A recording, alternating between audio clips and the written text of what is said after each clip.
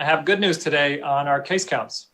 Here are the numbers. Since this time yesterday, we've identified 84 new cases in Philadelphia residents of the coronavirus infection, bringing us to a total of 35,340 since the beginning of the epidemic. Now, for the past week that ended last Saturday, September 12th, by the date in which the test was run in the laboratory, we were averaging 67 cases per day over that week. And of those people who were tested, 2.6% were positive. Now, there are delays in case reporting, and those numbers are likely to increase in the next few days. But still, the average daily case count and the percent positive is the lowest we've had since the first week of the epidemic back in March. That's really good news, a sign of real good progress, and it's a credit to all the things that people in the city of Philadelphia have been doing to try to prevent the spread of this infection. Of those cases we had reported over the past few days, about a quarter have been in college-aged people. And that's representative of the fact that colleges are places where we're having outbreaks across the state and across the nation, as well as here in the city. They're the biggest source of increases in this case counts across the nation. Since this time yesterday, we've identified one additional death from the coronavirus infection. Our total is 1,771 since the beginning of the epidemic. Our data comes in batches, but we're averaging about one death per day or about 7 per week.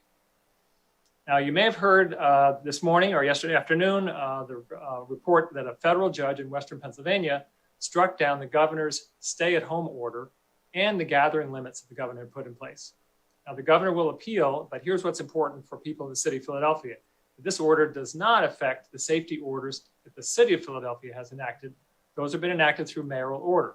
That includes our restrictions on restaurants, our limits on activities and other settings, and our limits on gatherings. So nothing is going to change in the city of Philadelphia as a result of that court ruling. Just a reminder, though, about those restrictions. As of today, the limits on our outdoor gatherings is going to change from 50 to 150.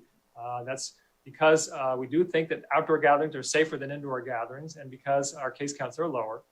But still, people do need to remember that the virus is spread by droplets. So when people are outdoors, you still need to have a 6-foot distance from other people. And the virus can still spread from one person to another through the air, even outdoors. So people still need to wear masks outdoors. And that means that if people are doing gatherings that involving food and drink, where people are not masked, that's still risky. So we recommend that when people gather outdoors, that they avoid serving food and drinks. Now let me talk a little bit about mask use. We are still doing observations to measure mask use in Philadelphia. As of last week, among people who were leaving retail stores, 85% of those that we observed were wearing masks. And that percentage fluctuates from week to week. Week before that, it was 96%. It's still in a very high range. Among people who were outdoors in commercial areas, the number is 69%. Now, that percentage includes any mask use, even if people wearing their masks incorrectly, like if they're covering their mouth but not their nose. Today, a group of independent researchers released a report of their own observations here in Philadelphia. Now, they did their observations outdoors only, so there's no information about what people are doing indoors. The outdoor locations that they did their observations in were commercial streets, neighborhood parks, and playgrounds. They did it in August, and they observed about 4,600 people over that few-week period. What they found was that on commercial streets, 72% of Philadelphia's residents were wearing masks at all, and 51% were wearing masks correctly. And that's similar to our data on any mask use on commercial streets. They're both about 70%. They found, though, that there was lower mask use among people in parks, 56%, and in playgrounds at 36%. Now, these researchers, when they looked at people, guessed their age, their race, and their sex, and they recorded differences in mask wearing by those demographic factors. And here's what they found, was that younger people were less likely to wear masks than older people, and men were less likely to wear masks than women, 54% for men versus 67% for women. They found differences by neighborhood across the city, and they found differences by race and ethnicity of the person that they observed. Whites were wearing masks 61% of the time, African Americans 56% of the time, and Hispanics 48% of the time. To me, this is the key message, is that most Philadelphians are doing the right thing most of the time, but we all need to wear masks more regularly, and we need to wear masks more consistently, even if we're outdoors when we're near others. And everyone needs to wear masks correctly. So because of that, today we're going to be releasing a flyer to educate people on better mask use. I thought I'd just talk a little bit to summarize the messages in that flyer. First, the flyer talks about the materials of the mask that you might want to use. The idea is you want a material that will filter droplets in the air. That could be a commercially produced medical mask. This one here that I think of as a paper mask, but it's actually made out of polypropylene. These are something you can easily buy at a pharmacy in the city. Or it could be a cloth mask that has a tight weave or double ply, 2 layers to it, like a cotton mask. You shouldn't be using loose knit materials. Those would be materials where if you hold it up to the light, you can see big gaps between the different fibers. So you want one that has a finer mesh so that it filters droplets in the air. Then there are other aspects of the construction of the mask that can give you more or less effectiveness to this. What you want is a mask that will make a good seal along the bridge of the nose and the cheeks and down around the chin so that none of the droplets can go in or can go out. One way to achieve that is through a flexible metal stay that bends over the bridge of your nose. Like this one here, you can't see it well, but this has a little kink in it.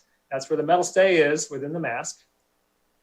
This is a KN95 mask. And you might be able to see the piece of metal there. You can bend over the bridge of your nose.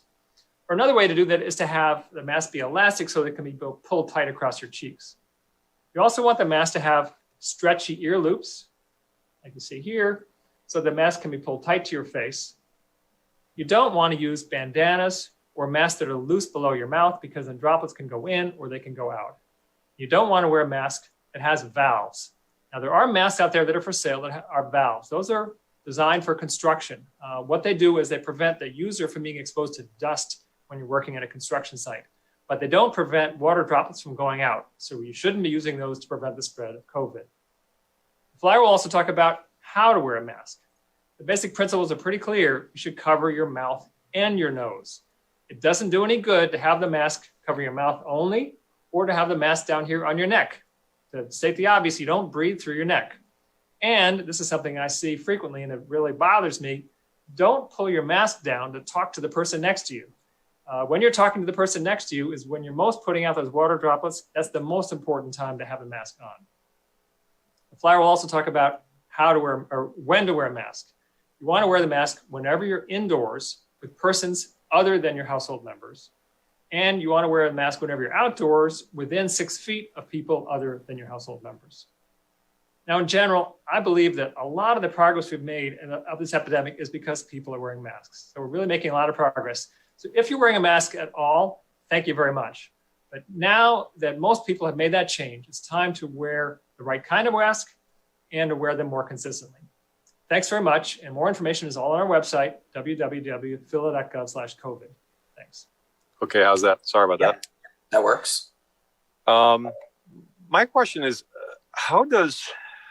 is there any issue or has there been an issue with people complying with safety regulations on federal property in the city? Something like Independence Mall, if someone goes to see the Liberty Bell. I'm not even sure if there's an issue there, but has there been and is there one?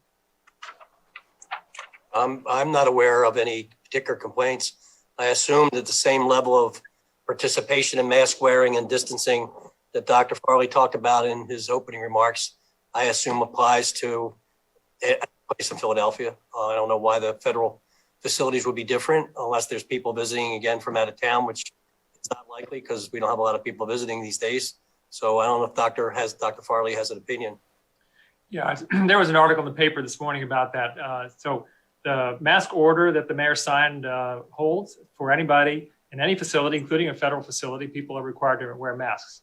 What's happened is that the federal workers there have been told that they cannot enforce the rule because of federal ruling. I'm not clear on how many people are not wearing masks. Certainly the mayor's order applies. People need to wear masks in those facilities, and we hope that most people do that. Thanks very much. Real quick, Dr. Farley, could you repeat the average case count over the previous week ending Saturday that you said was the lowest since the beginning of the pandemic? 67 cases per day for the last week. That's through last Saturday by the date in which the test was run. Thanks. And is that lower than the first week of the pandemic, or is it second only to the first week of the pandemic? I'd have to get back to you. It Okay. may be second to the first week of the pandemic. Gotcha. First question is for Dr. Farley. We like to ask how the effort to offer resources to people who have challenges isolating or quarantining at home is going. Are people taking advantage of those resources? There are a small number of people who are taking advantage of those resources, maybe not as many as we would like. I don't have hard numbers, but it's a small number.